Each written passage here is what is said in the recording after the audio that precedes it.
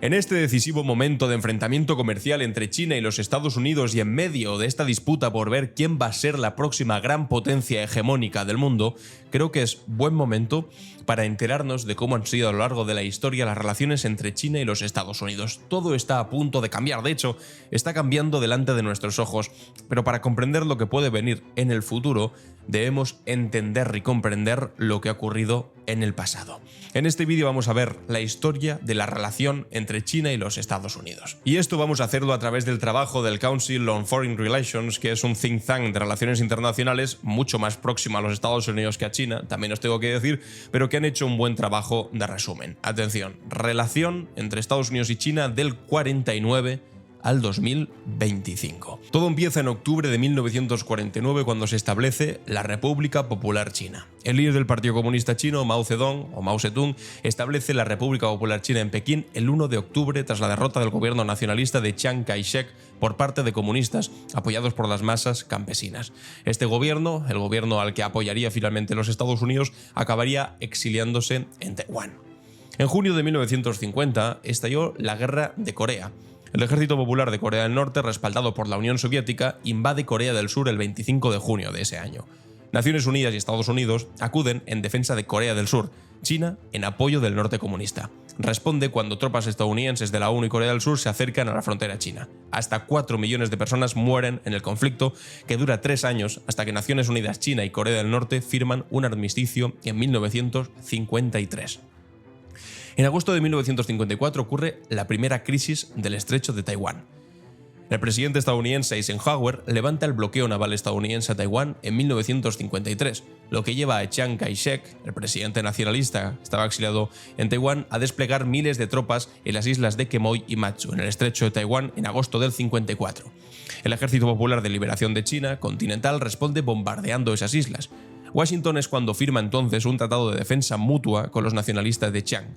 En la primavera del 55, Estados Unidos amenaza con un ataque nuclear contra China. Ese abril, China accede a negociar, reivindicando una victoria militar limitada tras la retirada de los nacionalistas de la isla de Dachen. Las crisis estallan de nuevo en el 56 y en el 96, luego las veremos.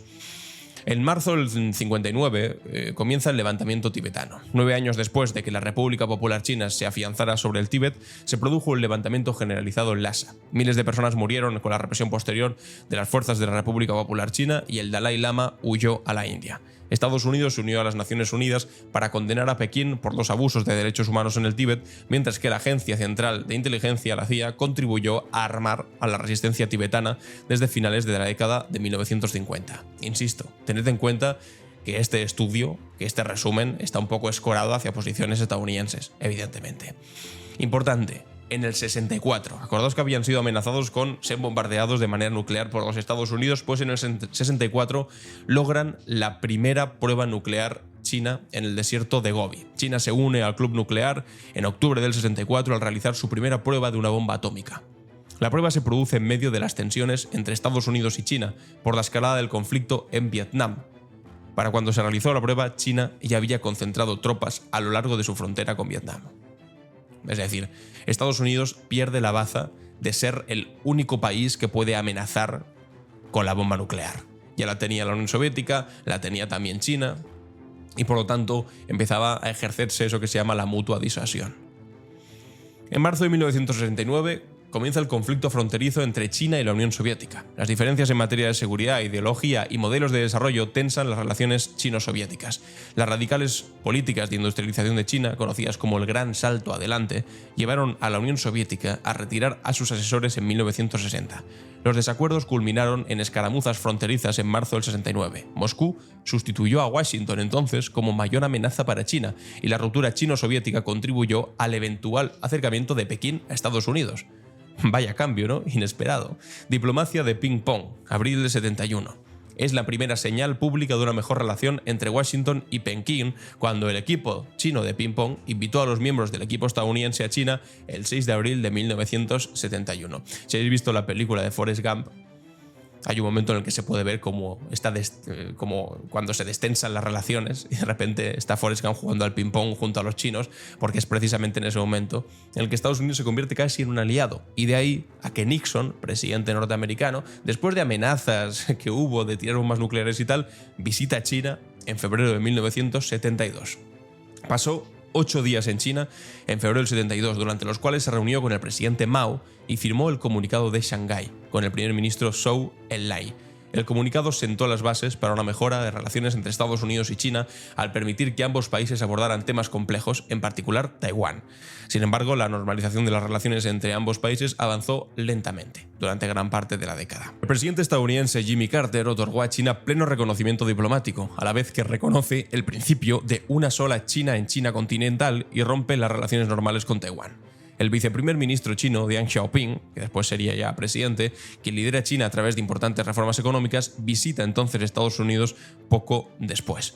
En 1982, ya estamos en la China en la era de Reagan. Ronald Reagan visitó China, apoyó a Taiwán, pero también llegó a pactos con una China que todavía pues, estaba más o menos temerosa de lo que pudiesen hacer los soviéticos.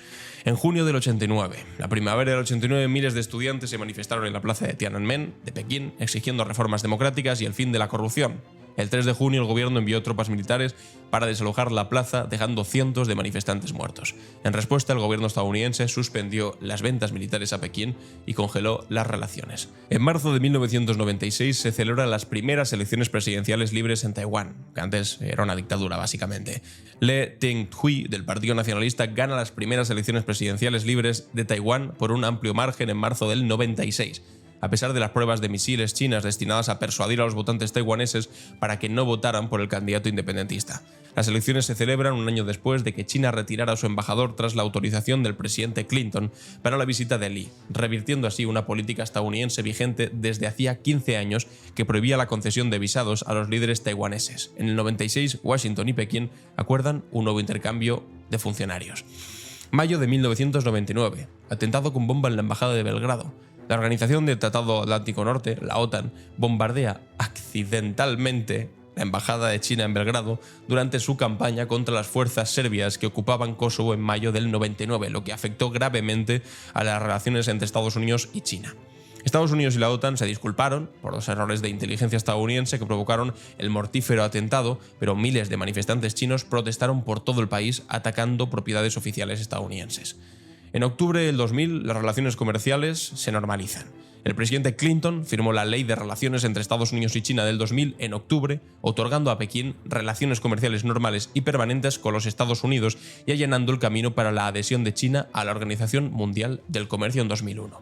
La misma Organización Mundial del Comercio a la que ahora está Xi Jinping pidiendo amparo frente al ataque de aranceles que ha llevado a cabo Donald Trump. Es alucinante. Estados Unidos los metió dentro de la OMC y ahora resulta que es Pekín quien pide a la OMC que meta otra vez a Estados Unidos dentro de ese consenso básico. Es a partir de aquí ya más o menos cuando esta relación, que Donald Trump dice que es desigual y que les llevó a perder más que nunca, entre lo que se fabricaba en Estados Unidos y lo que se fabricaba en China, empieza a coger ya un punto álgido. Diseñan todo en los Estados Unidos, lo producen todo en China. ¿Por qué? Porque se ahorraban una cantidad tremenda de dinero. Pero esto no fue una imposición china, evidentemente. Esto es una decisión de la clase empresarial estadounidense que quería conseguir márgenes de beneficio más grandes y por lo tanto deja de producir en su casa y pasa a producir en China.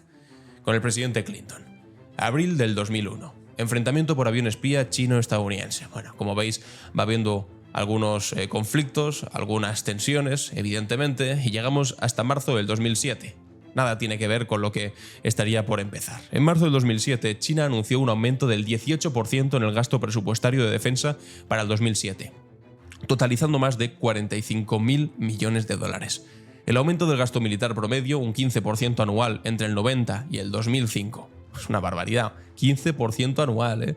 Y ahora en Europa nos estamos peleando por si llegamos al 2% o no llegamos al 2%.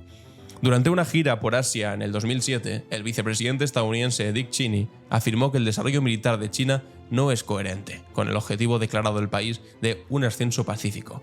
China afirma que está aumentando el gasto para blindar mejor entrenamiento y salarios más altos a sus soldados con el fin de proteger la seguridad nacional y la integridad territorial. Aquí es cuando ya los Estados Unidos empiezan a mosquearse y a decir, cuidado. que igual esto de producir todo en China, de que China esté empezando a ser la fábrica del mundo y de depender tanto de ellos, y que además ahora, pues bueno, en consecuencia es normal, quieran tener el mismo poderío militar que industrial y podernos mirar de cara a cara y no como si fueran simplemente unos súbditos, que es lo que le gustaría a los Estados Unidos, igual ya no les hace tanta gracia. Aquí empiezan a surgir tensiones. 2008. China se convierte, ojo con esto, en el mayor acreedor extranjero de Estados Unidos. En septiembre de 2008, China superó a Japón y se convirtió en el mayor tenedor de deuda estadounidense, o bonos del tesoro, con cerca de 600.000 millones de dólares. La creciente interdependencia entre las economías estadounidense y China se hace evidente a medida que una crisis financiera amenaza la economía mundial, lo que alimenta la preocupación por los desequilibrios económicos entre ambos países. Agosto del 2010. China se convierte en la segunda economía más grande del mundo. Hace relativamente poco, hace 15 años. Las cosas se han movido muy rápido, y todavía más rápido después de que se convirtiese en la segunda economía más grande del mundo. China supera a Japón, que era un aliado histórico de los Estados Unidos, como la segunda economía más grande del mundo tras alcanzar una valoración de 1,33 billones de dólares en el segundo trimestre de 2010, ligeramente por encima de los 1,28 billones de dólares en Japón para ese mismo año. China está en camino de superar a Estados Unidos como la primera economía mundial para el 2027, según Jim O'Neill, economista jefe de Goldman Sachs. A principios del 2011, China reportó un PIB total de 5,88 billones de dólares para 2010, en comparación con los 5,47 billones de dólares en Japón. Es decir, Japón ya ha quedado muy para atrás y ahora es Estados Unidos quien está en el punto de mira. Esto hace apenas 15 años, como os decía, e incluso, como os decía, un think tank muy proestadounidense, como es este que os estaba comentando, que ha hecho este estudio, tiene que reconocer que China va encaminada a superar a Estados Unidos como la primera potencia. Incluso ellos lo saben. De hecho, lo temen. Y por eso Donald Trump ejerce esta oposición errática a que eso acabe ocurriendo, pero de una manera bastante torpe, si me preguntáis. 2011. Noviembre de 2011. Estados Unidos pivota hacia Asia. En un ensayo para Foreign Policy, la secretaria de Estado estadounidense, Hillary Clinton, la secretaria de Estado entonces de Obama, describe un pivote de Estados Unidos hacia Asia. Su llamada a una mayor inversión diplomática, económica, estratégica y de otro tipo en la región Asia-Pacífico se considera una medida para contrarrestar la creciente influencia de China. Ese mes, en la Cumbre de Cooperación Económica Asia-Pacífico, el presidente estadounidense Barack Obama anuncia que Estados Unidos y otras 8 naciones han llegado a un acuerdo sobre un acuerdo transpacífico de cooperación económica, es decir, un tratado de libre comercio multinacional. Posteriormente, Obama anuncia planes para desplegar 2.500 marines en Australia, lo que genera críticas de Pekín. Es decir, intentan expandir su poder económico entre todos los países que rodean a China, estableciendo acuerdos de libre comercio, que diferente con lo que hace Donald Trump ahora, y además también empiezan a plantar cara en lo militar, desplegando marines militares cerca de aquellos sitios de interés que puede haber una disputa territorial entre China y el resto de países que no le interesan en absoluto a Estados Unidos. Como veis, las tensiones empiezan con Barack Obama y no con Trump. Aumento de las tensiones comerciales. Estamos en febrero de 2012. El déficit comercial de Estados Unidos con China aumenta de 273.000 millones de dólares en 2010 a un máximo histórico de 295.000 millones de dólares en 2011. Ahora estamos ya por casi los 500.000 millones de dólares. Este aumento representa 3/4 partes del crecimiento del déficit comercial estadounidense en 2011. En marzo, Estados Unidos, la Unión Europea y Japón presentaron una solicitud de consultas con China ante la Organización Mundial del Comercio sobre sus restricciones a la exportación de tierras raras. Estados Unidos y sus aliados sostienen que la cuota china viola las normas comerciales internacionales, obligando a las empresas multinacionales que utilizan estos metales a reubicarse en China. China califica la medida de precipitada e injusta, a la vez que se compromete a defender sus derechos en las disputas comerciales. Y así llegamos a noviembre del 2012, con el nuevo liderazgo de China de Xi Jinping. Fue en 2012. El 18º Congreso Nacional del Partido Comunista concluye con la rotación de liderazgo más significativa en décadas, con la sustitución de aproximadamente el 70% de los miembros de los principales órganos de dirección del país: el Comité Permanente del Politburó, la Comisión Militar Central y el Consejo de Estado. Li Keqiang asume el cargo de primer ministro, mientras que Xi Jinping reemplaza a Hu Jintao como presidente, secretario general del Partido Comunista y presidente de la Comisión Militar. Xi pronuncia una serie de discursos sobre el rejuvenecimiento de China. Cambio de liderazgos que apenas ocurrió hace una década, con Xi Jinping al frente de China. Cumbre en Sunnylands. El presidente Obama recibe por primera vez al presidente Xi en una reunión informal en Sunnylands State, California, con el objetivo de forjar una relación personal con su homólogo y relajar las tensas relaciones entre Estados Unidos y China. Los líderes se comprometen a cooperar de forma eficaz en asuntos bilaterales, regionales y globales urgentes, como el cambio climático y Corea del Norte. Obama y Xi también se comprometen a establecer un nuevo modelo de relaciones, un guiño al concepto de Xi de establecer un nuevo tipo de relaciones entre grandes potencias para Estados Unidos y China. 19 de mayo de 2014.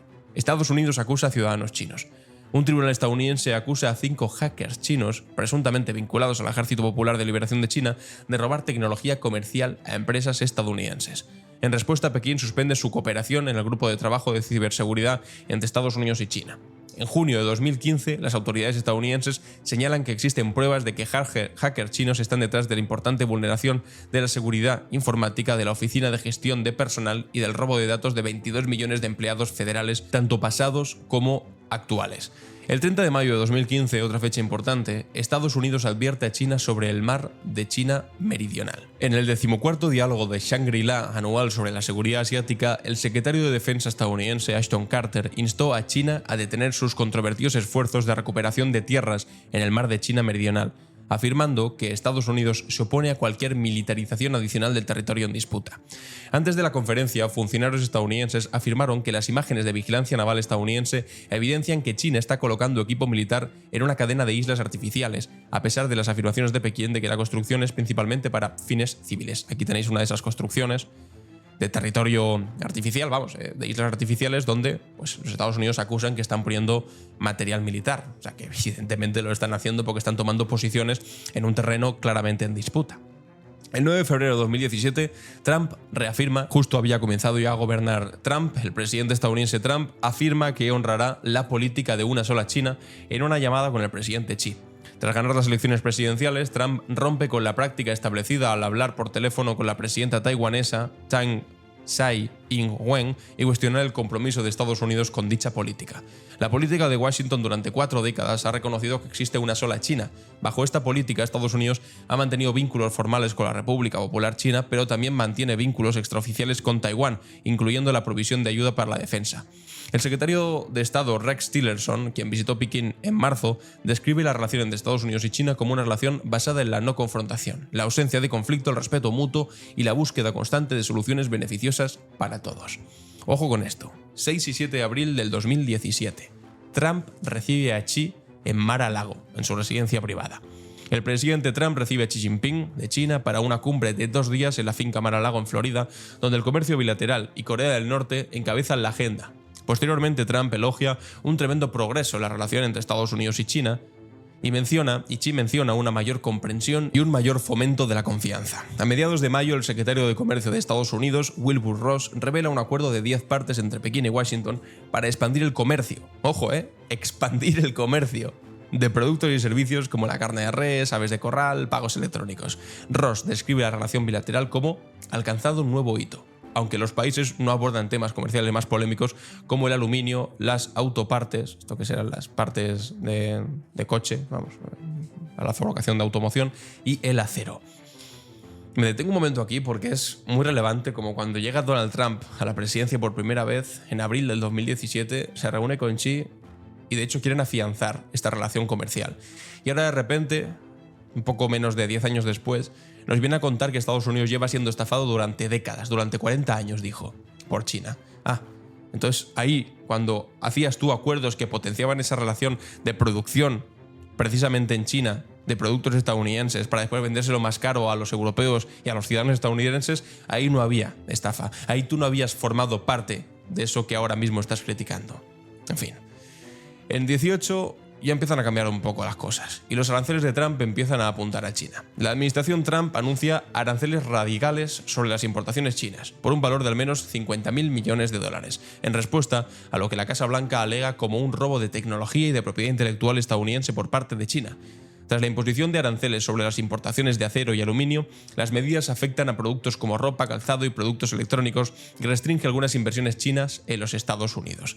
Esto era además en un momento en el que, al poner aranceles, se hacía sobre sectores concretos. Sobre la ropa, sobre lo textil, sobre el acero. No como ahora que hemos pasado a una escala superior en la que los aranceles ya se ponen de manera generalizada sobre cualquier cosa que salga de China. Bueno, actualmente está diciendo que un 245%. 6 de julio del 2018. La guerra comercial entre Estados Unidos y China se intensifica. El gobierno de Trump impone nuevos aranceles a productos chinos por un valor total de 34.000 millones de dólares. Más de 800 productos chinos de los sectores industrial y de transporte, así como bienes como televisores, dispositivos médicos, se enfrentarán a un impuesto de importación del 25%. Y eso era una guerra comercial tremenda para el momento, 25%, ¿eh? Ahora estamos en el 245, para que seamos conscientes de cómo ha ido subiendo la temperatura poco a poco, porque ahora, claro, ya la vemos con normalidad. Bueno, pues 245, no. Antes eran aranceles radicales, un 25%. Imaginad cómo estamos ahora. China entonces toma represalias con sus propios aranceles a más de 500 productos estadounidenses, además solo son a productos concretos, unos a 800 productos, otros a 500. La represalia, también valorada en unos 34.000 millones de dólares, se centra en productos básicos como la carne vacuno, lácteos, mariscos y soja. El presidente Trump y los miembros de su gobierno creen que China está estafando a Estados Unidos aprovechándose de las normas de libre comercio en detrimento de las empresas estadounidenses que operan en China. Pekín critica las medidas del gobierno de Trump como intimidación comercial y advierte de que los aranceles podrían desencadenar disturbios en el mercado mundial. Es decir, estaban avanzando lo que iba a acabar pasando años después. El 27 de noviembre de 2019, Trump firmó un proyecto de ley que apoyaba a los manifestantes de Hong Kong, que hubo grandes manifestaciones en aquel año. Se me habían olvidado, de hecho, estas manifestaciones, pero fueron muy mediáticas y han pasado como desapercibidas ahora. El presidente Trump firmó la Ley de Derechos Humanos y Democracia de Hong Kong tras su aprobación en el Congreso estadounidense con una mayoría abrumadora. La legislación autorizó a Estados Unidos a sancionar a personas responsables de abusos de derechos humanos en Hong Kong. También exige a las autoridades estadounidenses a evaluar anualmente si Hong Kong goza de un alto grado de autonomía respecto a Pekín. Muchos de esos manifestantes pro democracia que se han manifestado desde junio celebraban la aprobación de la ley. Las autoridades chinas condenaron la medida, impusieron sanciones a varias organizaciones con sede en Estados Unidos y suspendieron las visitas de buques de guerra estadounidenses a Hong Kong, en lo que entendieron que era como una especie de intervención en su soberanía. Aquí veis a manifestantes en Hong Kong con la bandera estadounidense, es decir, intentaron intervenir allí donde más les podía doler a los chinos.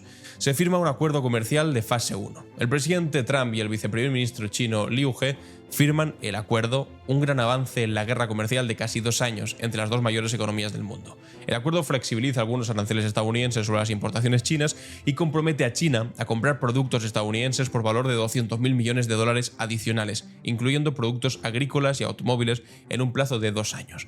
China también se compromete a aplicar las protecciones de la propiedad intelectual. Sin embargo, el acuerdo mantiene la mayoría de los aranceles y no menciona los cuantiosos subsidios del gobierno chino, una preocupación histórica de Estados Unidos, aunque Trump afirma que estos podrían abordarse en un futuro acuerdo. Días antes de la firma, Estados Unidos retiró su designación de China como manipulador de divisas, que es lo que le habían dicho. Bueno, después ya, evidentemente, viene el COVID y las tensiones aumentan en medio de esta nueva pandemia de nuevo cuño. El gobierno de Trump prohíbe entonces la entrada a Estados Unidos a todos los ciudadanos no estadounidenses que visitaron recientemente China continental en medio de un nuevo brote de coronavirus, y es entonces cuando empezaron a decir las tonterías estas de el virus chino, etcétera, etcétera, que también lo vivimos en otros países como en España, por ejemplo. Poco después, Trump pone fin al estatus especial de Hong Kong, después de que cambiase la ley de seguridad nacional para Hong Kong que había establecido Pekín, y ya no tiene ningún tipo de ventaja comercial, es decir, lo incluye dentro de la China normal. Estados Unidos y China en julio del 22 cierran consulados en una escalada diplomática más allá de la escalada comercial. Pompeo, que era el secretario de Estado, afirma que el compromiso con China ha fracasado completamente, las cosas se siguen rompiendo un poco más, esto ya hace relativamente poco, 5 años, y Trump aumenta la presión ante la inminente transición, porque iba a cambiar ya de presidente y va a entrar Joe Biden a gobernar. El presidente Trump intenta cimentar su legado de mano dura con China durante sus últimas semanas en el cargo. El director de Inteligencia Nacional, John Ratcliffe, llama a China la mayor amenaza para Estados Unidos de hoy en día. Acordaos de las reuniones con Xi Jinping de Donald Trump en Mar-a-Lago, o de la reunión primera que hubo con Barack Obama. Cómo cambiaron las cosas hasta llegar a decir que la mayor amenaza para Estados Unidos hoy en día es China, mientras que el Departamento de Comercio añade a docenas de empresas chinas, incluyendo el mayor fabricante de chips del país, Semiconductor Manufacturing International Corporation, a su lista negra comercial. El Departamento de Estado endurece las normas de visado para los cerca de 90 millones de miembros del Partido Comunista Chino. 90 miembros. 90 millones de miembros tiene el Partido Comunista Chino, ¿eh? Tiene casi el doble de miembros del Partido Comunista Chino que habitantes España. Es tremendo. También sanciona a más funcionarios chinos, incluidos 14 miembros del cuerpo legislativo de China, por abusos en Hong Kong, Shanxi y otros lugares. Además, la Casa Blanca prohíbe las inversiones estadounidenses en empresas chinas que, según dice, tienen vínculos con el Ejército Popular de Liberación. Los funcionarios chinos prometen represalias contra estas y otras medidas que adopte la administración Trump. Cuando llega ya al poder Joe Biden, ¿qué hace? Pues no cambia demasiado las cosas, porque Biden mantiene los aranceles de Trump y otras medidas duras. Ya es 2021. La primera reunión presencial entre altos funcionarios de la administración Biden y funcionarios chinos, celebrada en Anchorage, Alaska, reflejó profundos desacuerdos entre ambas partes y concluyó sin una declaración conjunta. En los meses posteriores a la reunión, la administración Biden mantuvo algunas políticas de la administración Trump, aunque priorizó la coordinación con sus aliados.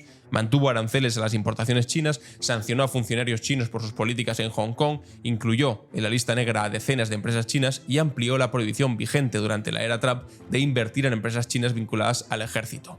En su primer discurso ante el Congreso en abril, el presidente Biden destacó la importancia de impulsar la inversión en infraestructura y tecnología estadounidense para competir con China. Es decir, es cuando ya, como política de Estado que trascienda a demócratas o a republicanos, deciden que los Estados Unidos no puede ser tan dependiente de China, porque es verdad que lo había empezado a ser. Porque todos sus empresarios, para tener más margen de beneficio, habían llevado su producción fuera del país, y eso empezaba a tener importantísimas consecuencias. Incluso Biden se decide a tomar las mismas políticas y mismas decisiones que Trump. A instancias, aunque no de una manera tan errática, por supuesto, a instancias de Estados Unidos, la OTAN, de la que formamos parte también los europeos y los españoles, y nos meten ahí porque les interesa a ellos, declara a China como un desafío para la seguridad.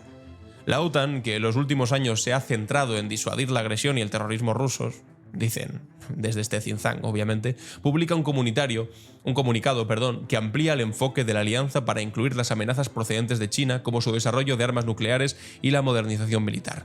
Las ambiciones declaradas y el comportamiento asertivo de China plantean desafíos sistemáticos al orden internacional basado en normas y áreas relevantes para la seguridad de la alianza, afirma el comunicado. Es la primera vez que un comunicado de la OTAN menciona las amenazas procedentes de China.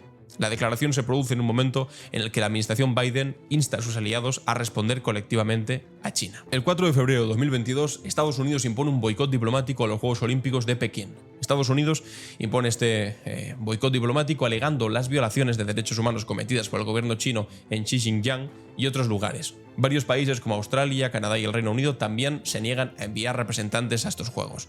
Las autoridades chinas afirman que Estados Unidos intenta politizar el deporte, crear divisiones y provocar confrontaciones. Ningún atleta protesta públicamente durante los Juegos Olímpicos, aunque varios no asisten a la ceremonia inaugural y denuncian los abusos de China después de los Juegos. Biden presiona a Xi sobre la guerra de Rusia en Ucrania. Y es aquí cuando China se tiene que posicionar sobre lo que ha hecho Vladimir Putin, que es esta invasión unilateral de Ucrania.